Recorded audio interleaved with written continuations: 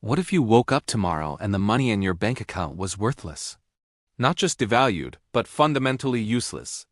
Your savings, your paycheck, your entire financial safety net gone. This isn't the plot of a dystopian movie. It's a historical reality that has shattered empires, destroyed lives, and reshaped the world again and again. It is the story of what happens when money fails. To understand how a nation's wealth can vanish overnight, you first have to grasp one terrifyingly simple truth. Money is just a collective belief. The paper bills in your wallet and the digital numbers in your bank account have no intrinsic value. They are tokens of trust, promises from a government that this piece of paper can be exchanged for goods and services. But what happens when that trust breaks?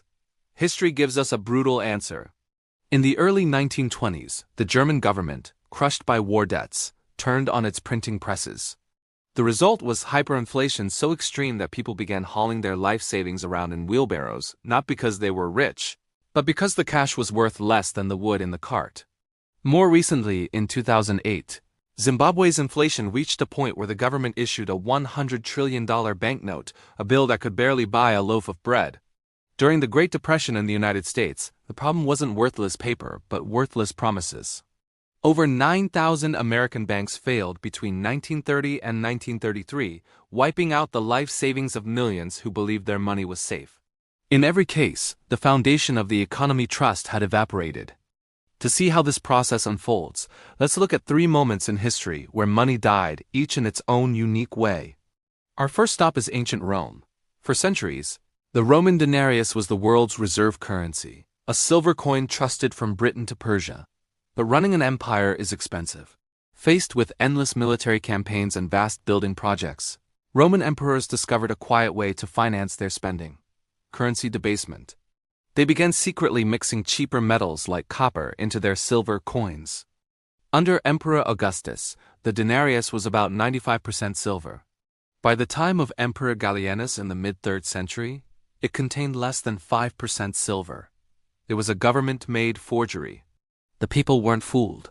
As the coins became worthless, prices skyrocketed, trade broke down, and society reverted to a primitive barter system.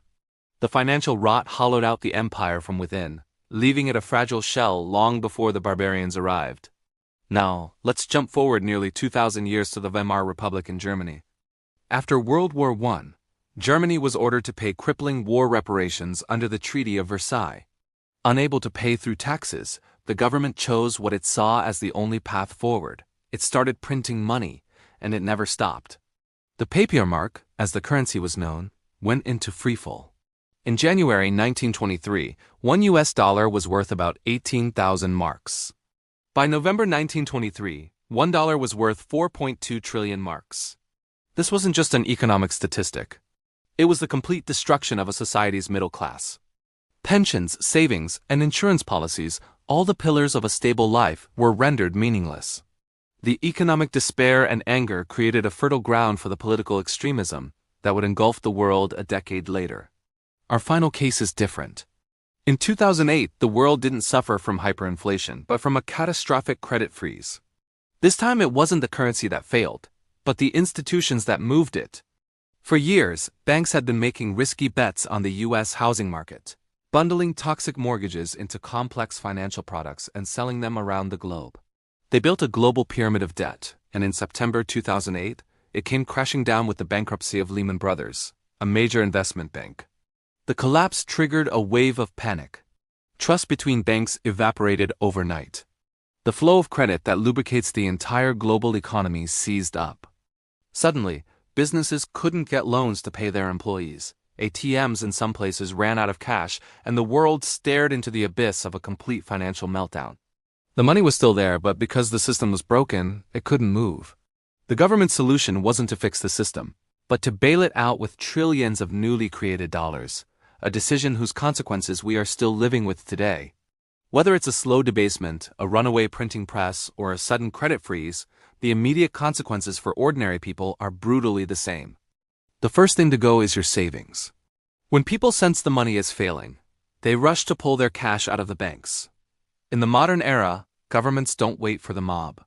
They act first by imposing capital controls.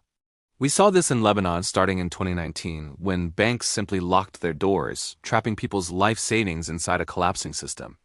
Citizens were reduced to begging for access to their own money, often just a few $100s a month. Next comes exploding prices. As faith in the currency disappears, sellers demand more and more of it for real goods. Food, fuel, and medicine become luxuries. Shelves go empty as supply chains break down and farmers refuse to sell their crops for worthless paper. This inevitably leads to social unrest. History is filled with images of food riots, from revolutionary France to modern-day Venezuela, where economic desperation spills onto the streets in the form of protests, looting, and a terrifying breakdown of law and order. In a world without trusted money, society itself begins to unravel. But humans are resilient. When official money fails, people always find something else to trust. The most ancient and instinctive response is to return to barter. In a crisis, a bag of rice, a can of gasoline, or a pack of cigarettes becomes more valuable than a stack of banknotes. After World War II, cigarettes were a widely accepted form of currency in Germany, used to buy everything from food to train tickets. Inevitably, people also turn to what has been considered real money for thousands of years: precious metals. Gold and silver can't be printed into oblivion. They are tangible, scarce, and universally recognized as a store of value when all else fails. During every major currency crisis in history, those who held physical gold and silver were able to preserve their wealth while their neighbors' paper savings were wiped out. In the modern world, another powerful alternative emerges: foreign currencies. When a local currency collapses, a more stable one, often the US dollar, becomes the de facto money on the street. This process, known as dollarization, has happened in dozens of countries, from Zimbabwe to Ecuador to Argentina. People start pricing goods and saving in dollars, completely abandoning their own nation's currency. And today, a new alternative is being tested in real time. In countries like Venezuela and Argentina, where inflation has destroyed the local currency, millions have turned to cryptocurrencies like Bitcoin. They are using it as a way to escape the grip of their government's disastrous monetary policies, a digital life raft in a sea of inflation. This brings us to the uncomfortable question: could it happen again on a wider scale? We like to think our modern, sophisticated economies are immune to this kind of collapse, but are they? Today, government debt around the world is at levels never before seen in peacetime. The United States national debt now exceeds $34 trillion. In Japan, government debt is over 260% of its entire annual economy. These are numbers that would have been unimaginable just a few decades ago. We've all recently felt the sting of rising inflation, a reminder that prices can get out of control much faster than we think. And our banking system is more fragile than we admit. The sudden collapse of major regional banks in the US in 2023 was a stark warning that the stability we take for granted can vanish in an instant. The systems we have built are more complex and more interconnected than ever before, which means they are also more vulnerable. So what would you do if the money failed tomorrow? The question isn't meant to scare you, but to make you think about the nature of the system we all depend on. History's lesson is clear: no currency is forever. When trust is broken, the promises that hold our financial world together can shatter with breathtaking speed. Understanding this fragility is the first step to preparing for a future that is never as certain as we are led to believe. We hope you learned something today. If you did, hit subscribe. Have a great day.